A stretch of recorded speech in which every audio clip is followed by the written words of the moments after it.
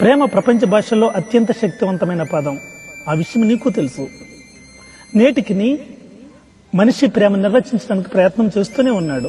దాని అర్థమేంటో తెలియకపోయినా అది చేసే పనులు మాత్రం లెక్కలేనన్ని. లోకం దృష్టిలో ప్రేమ అంటే ఏంటంటే, ఒక టీనేజర్ ప్రేమ అంటూ తిరిగి పరీక్షలు అయ్యాక ఫలితాలు వచ్చాక తెలిసింది ప్రేమ అంటే ఏంటో, లాస్ ఆఫ్ వాల్యుబుల్ ఎడ్యుకేషన్ అని. మరొకడేమో రాత్రంతా చాటింగ్, నిద్ర లేక నీరసం వచ్చాక వాడికి అర్థమైంది ప్రేమ అంటే లాస్ ఆఫ్ వాల్యుబుల్ ఎనర్జీ అని.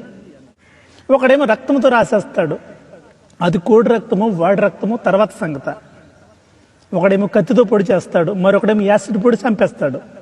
ఏమిటిది అంటే, నాకు దక్కనది ఇంకెవరికి దక్కకూడదు, ప్రేమ అంటే ఇదే అంటాడు. ప్రేమికుల రోజు ఇదొకటి, వాలంటైన్స్ డే.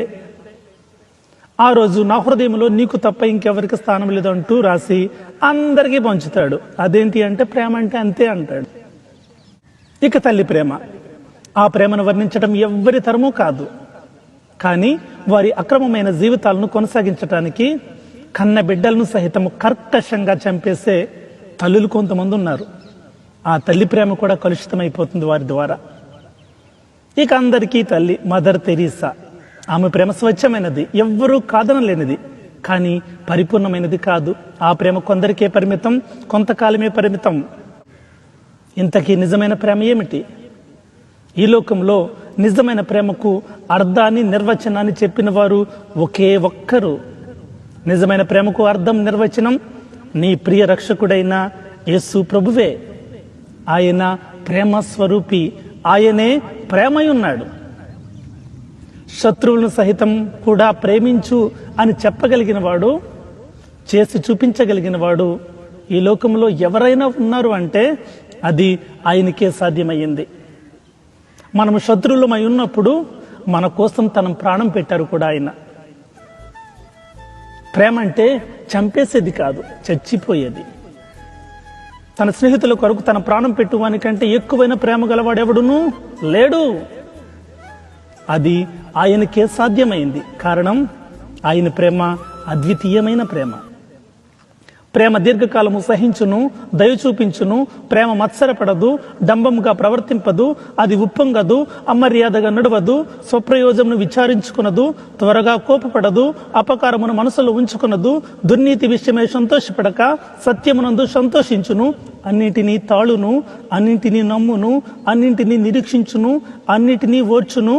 ప్రేమ శాశ్వత కాలముందును. ఇది అగాపే లవ్, ఇది దివ్యమైన ప్రేమ. ఈ ప్రేమ నీ దేవునికే సాధ్యమైన ప్రేమ.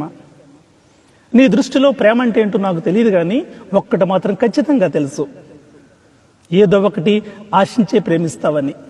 కనీసం నీ తల్లిదండ్రుల ప్రేమలో కూడా అంతర్గతంగా ఒక ఆశ ఉంటుంది.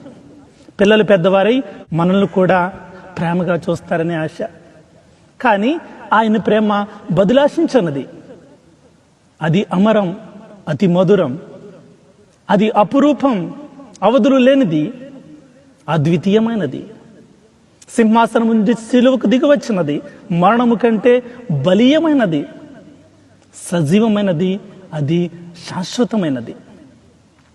అట్టి ప్రేమను అనుభవిస్తున్న నీవు ఆ ప్రేమకు మాదిరికరంగా జీవించు. ఆ ప్రేమను నువ్వు నిర్లక్ష్యం చేస్తున్నప్పటికీ కూడా ఆ ప్రేమ నిన్ను వెంటాడుతూనే ఉంది.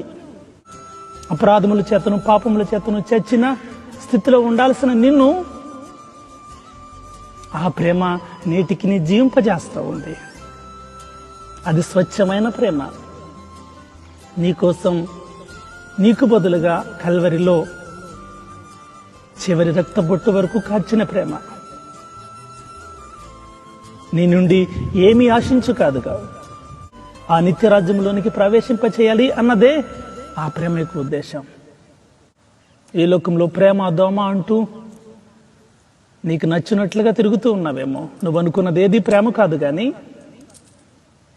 నిజమైన ప్రేమ ఆ కల్వరి ప్రేమ. ఆ కల్వరిగిరిలో ఏరులై ప్రవహిస్తున్న ఆ రుధిర దారల్లో నీ ప్రతి విధమైన పాపాన్ని కడుక్కొని పావనం చేసుకో.